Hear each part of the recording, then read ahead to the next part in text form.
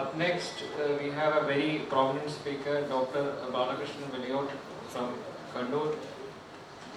He's going to speak on a very interesting topic, sulphonyl urea.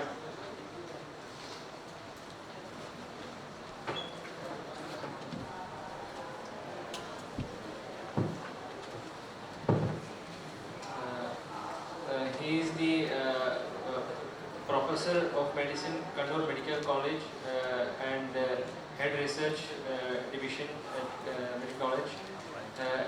National Professor Award by IMA, and the former Dean Faculty of Medicine, Kannur. He is a Fellow of Royal College of Physician, Edinburgh in Glasgow, Indian College of Physician, International Medical Science Academy. He has 28 years teaching experience in various fields and more than 150 presentations in national and regional conferences. I welcome you, sir, to today's meeting.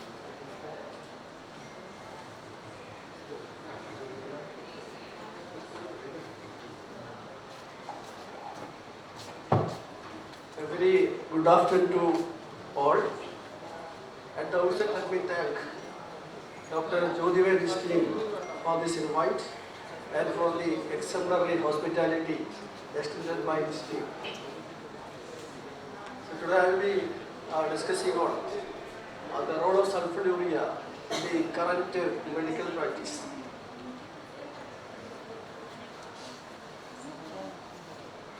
As you know, for nearly 6 decades, sulphonyl urea was the cornerstone of the therapeutic armamentarium against the diabetes mellitus. And now, advent of newer medicines, newer molecule has pushed the sulphonyl urea or relegated the sulphonyl urea in the backbenches.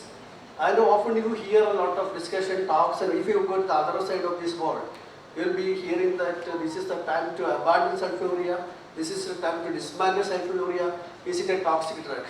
Recently when I taking the rounds with my PGs, one of my PG asked, sir, now the sulphur is very toxic. As we started talking, it is an odolin poisoning or a digoxin poisoning for the heart, and they are fear to start and try this molecule. And I want to look into the safety, efficacy of this molecule and where we may be able to place this molecule and what is the current perspective and what are the trials and evidences which shows that the sulphonyl urea molecule can be still used, or we have to discard it in the waste bin or that is my aim of my talk.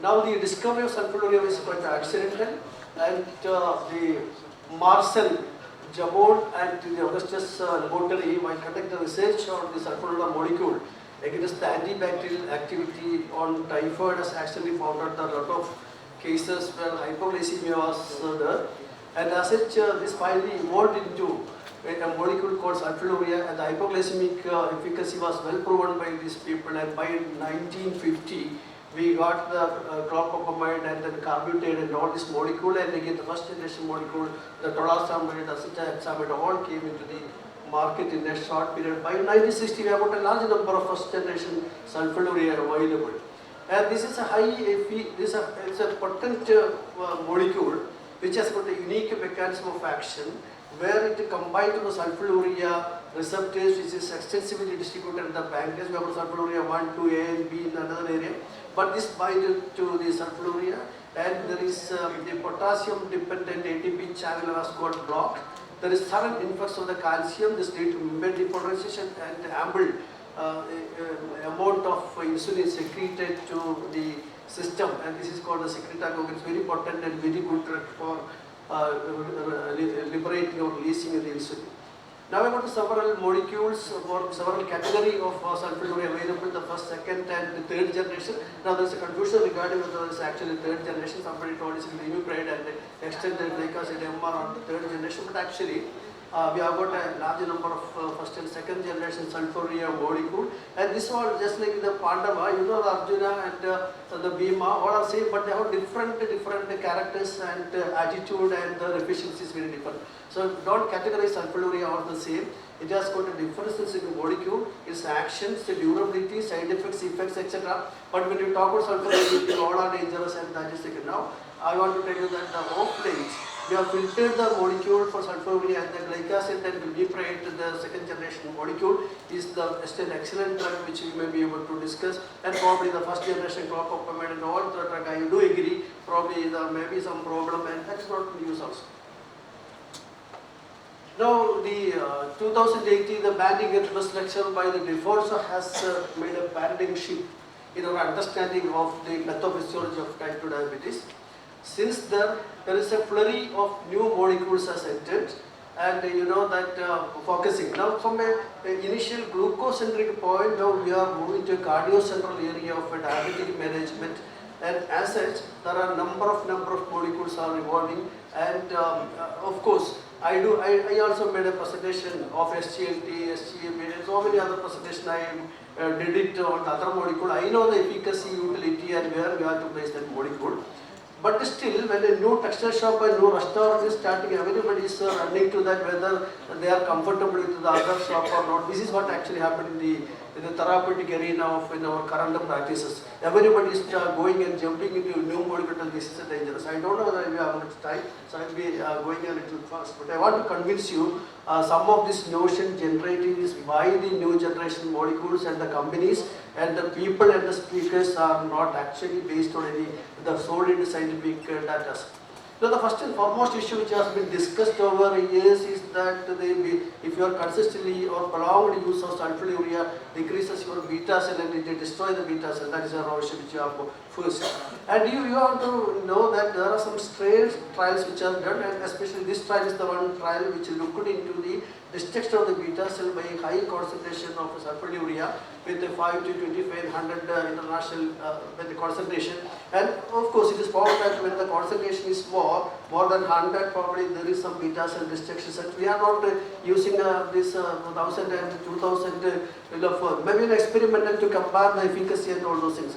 So this is a strange, but you see that 5 mg and 10 mg of that glyconucleotide, you don't have that much of beta cell. This is one of the important studies where the beta cell distribution has been discussed. Now from the very beginning, the fundamental, the benchmark trial in the UKPDS, which has mentioned that at the time of diagnosis of diabetes, 50% of your beta cell is not functioning. And the subsequent year, there is a gradual decrease in the beta cell function.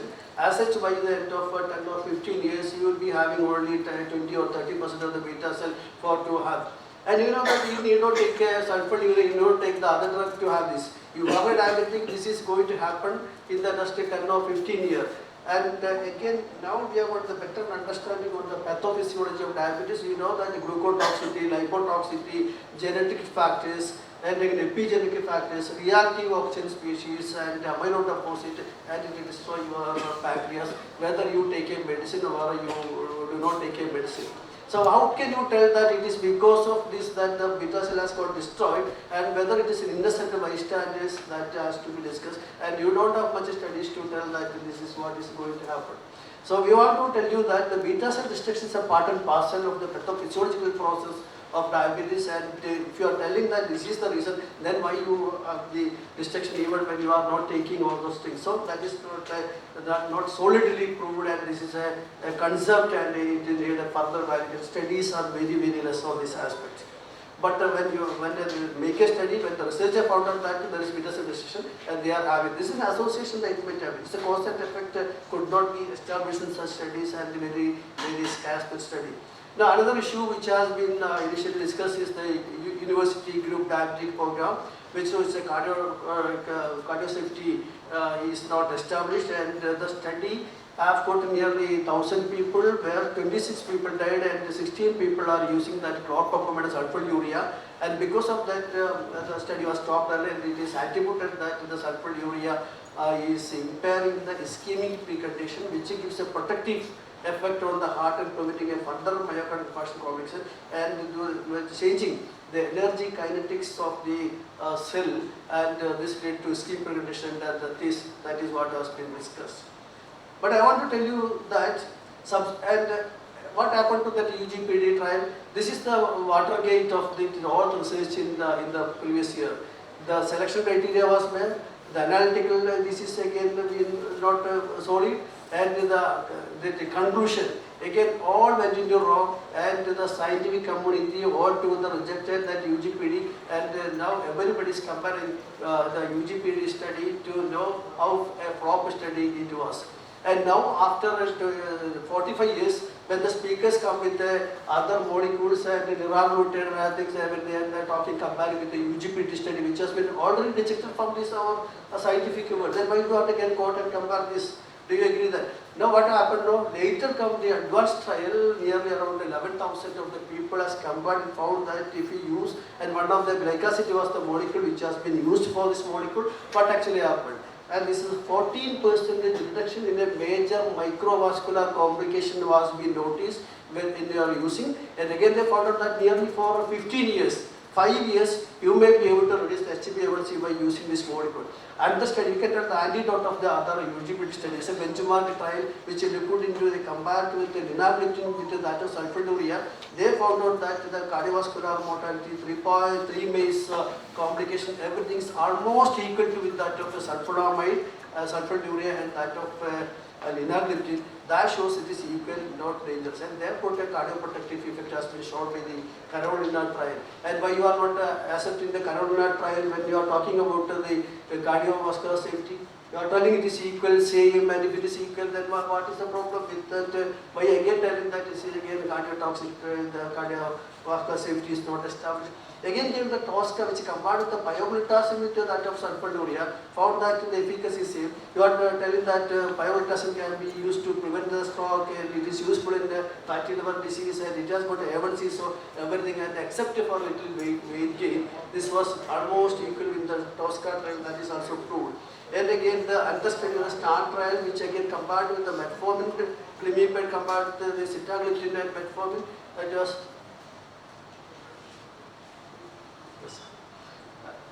I remember the Saras made an excellent and wastage talk also, which was the sulphonyl urea and how Sar is talking the current scenario, how it is. I continue with this.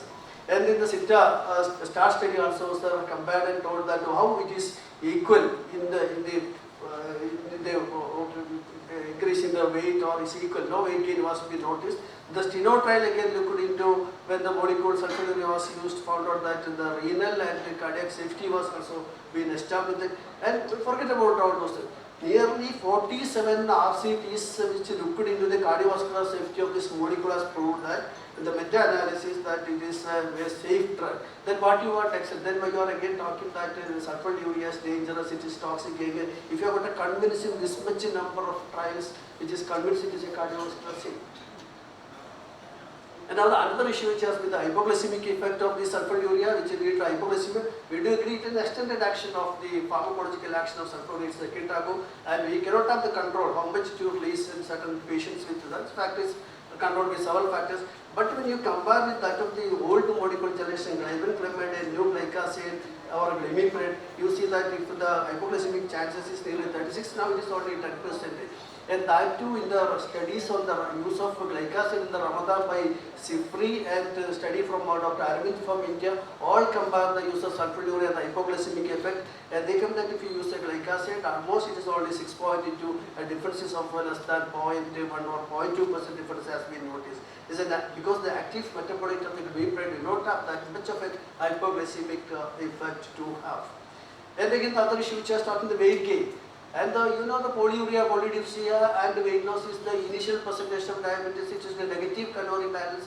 And when you have a secretago of insulin, what are the molecule you are getting, we may regain that positive calorie, we may use to gain weight. Why all the people is gaining weight, even without having diabetes, they are go on gaining weight. And when we regain the weight and we are attributing it to sulfonyl urea, we have a training study which in the DBDB mouse injected sulfonyl urea, they are getting weight like the 500 study. No, that was not so. So there is a notion that what we are talking, it is an obesity inducing drug. And again in the Carolina trial and other trial, when they compared, they found out that the difference was only very minimal, or 0.6 to 1 kg at the end of the study. And this weight gain concept is also not that much acceptable to when we come to this. And this is the trial which has been shown that those in the green trial is only 1 kg, and by the end of the trial, both sitagliptin and this has got an equal weight, and that is not a major issue to be. And what is the efficacy? You are giving a newly detected diabetic 300 400 milligram blood sugar, and you are going to give a SGLT or a sitagliptin which has got an A1C reduction of 0.1, and is ideal drug to be started. And in patients who has got a reserve beta cell reserve, and we get a minimum dose, as far as rightly pointed, even a 0.5 milligram of this can be able to control the diabetes in certain area. And now again the study that the Joint Association of Diabetic Evaluation in 7 countries, including India, it is found out that this is the safest drug without much cardiovascular problem, which can be used in all patients safely to control the blood sugar. And beyond all this study, what you want about it to talk about the cardiovascular safety, weight gain and notion, and where we are running all against the new molecule which has got an average reduction of 0.5 to 6, including that of this. That's the point I want to highlight you. If you sit in the other part, you may be hearing the other part of the story, I am quite sure. Anyway, forget about all those things. What is the excellent aspect of this molecule? Who are we or people? We are, in the past we were a third world country, now we are going to have a 3 million or 8 trillion economy in the years to come. But you know what is the reality in the rural area? Even the people cannot buy metformin and other things. And again, are you writing only metformin or a glimepiride to this patient? You are writing aspirin, statins, you are writing, and now that the vitamin D, this deficiency, you have got other problem at every molecule at colam, cobalamin, polio, inositol blocker, you are giving to it, and neuropathy, you are giving epilostat and those. So what is the cost of this drug? Now, without considering this reality, I feel that the placing of this molecule in the last bench in the ADA guideline is not that much a good thing to happen. Now, I am not telling that you are in sulfonyl urea or the elderly debilitated patient who is having diabetes of 10 or 20 years. This is the category of people, newly onset diabetes, who has got a beta cell reserve adequate and other thing, where you can live with it. And what we are doing, that we are seeing a dog in the other side of a Periyar river, and we think that will get mad and that will bite us, and we are making an umbrella and waiting for this. That is what actually, you will be having a cardiovascular problem after 10 years, 20 years, so you start writing this. What is the concept I couldn't believe into that also? This, we are overstating some of these things. So this is my last slide. Thank you for hearing. And we have got nearly 60 years of pharmacovigilance and safety data on this molecule, which none of the molecule is having. Even our other generation of people has written, and even I have got a patient who is taking sulfonyl urea last 40 years. When I started the drug MBBS without knowing much about this pharmacology, I started drug. He is again coming, and in the 1 week back also. The first patient I got a sulphonyl urea molecule, diodine was what I wrote it. Then my teachers are writing only diodine urea, that was available. And he came happily at the age of 82 and saw me after 40 years. I am convinced that this is not taking all the kidney out of there. Now what about this? Are you talking about semaglutide, ribulotide, all that? Where is it available? Where is it? In certain areas, certain hospital you are getting it. And so it is sufficiently available. Even the PHCs, as I was told, nearly all the 600 district hospital is giving this free of cost, and it is available in the Biomitram, so many things we are. So what we actually as a doctor should do, we have to give it. And affordability, I think, is very cheap, and it is effective side about 1.5 HbA1c reduction, and it will may be able to control nearly 5 to 10 years. And safety, I told you the several studies and things which contradict the concept and empiric or canvas of few trials which is coming with all this. We have got 147 meta-analysis, and it is accepted by our generation, our previous generation. I am sure that the next generation will also compare to it in a later period. And surpassingly, it is a researched molecule for, if you have got 60 years of research of a molecule, what else you want? So I think not be carried away by this thing what the other people are talking. We come to the reality. You use sulphonyl urea for the last 10 or 15 years, and I think the Loki studies on sulphonyl urea now coming that you may be able to prevent the cardiovascular event. A newer versatile molecule changing. A is coming. Now we can change that molecule and reduce that some problem. Even hypoglycemia, we will get a new molecule sulphonyl urea. Wait for that. And thank you all for this opportunity, and thank you. Thank you very much, sir. That was a wonderful presentation. I would say you are the hero for sulphonyl urea, and you made it a very good point, sir. That a lot of misunderstanding regarding sulphonyl urea has been clear. Thank you very much, sir. Now I invite all the speakers for taking. So I have got our most respected person, Professor, none other Professor, says, sir, make a comment on this. Very happy. Can I just say one thing? Yes, sir.